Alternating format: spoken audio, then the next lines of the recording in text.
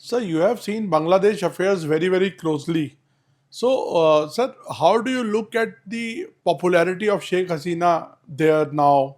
Since we have seen very violent protests against her, of course, there was also a retaliation, a very violent retaliation from the that time government that time. So, do you think it is feasible for her to go back and fight an election or fight a case? uh, is it actually conducive? And you have seen multiple times regime changes in Bangladesh. So, what future do you see, political future do you see for the country? Well, I think it's at the moment it's impossible for Hasina to return because then they will be hanged.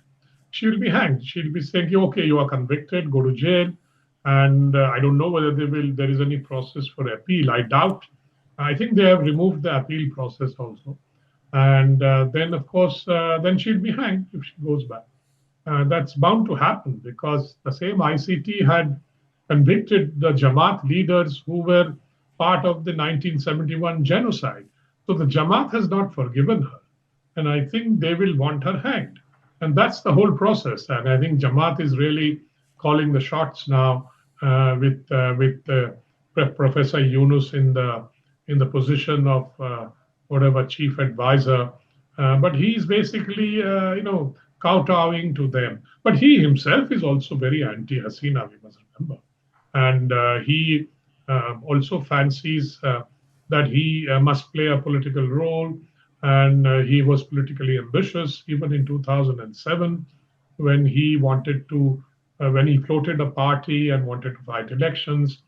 But then his party just disappeared after some time, but they couldn't win anything. And then after that, he was subjected to, by the Hasina government, a lot of legal cases on money laundering for not paying properly the taxes. So those things, I think, embittered him also against Hasina because he felt that he was being harassed and by these cases. Although these cases have now been removed because as soon as he came to power, he withdrew all the cases because he was in government and he could do that.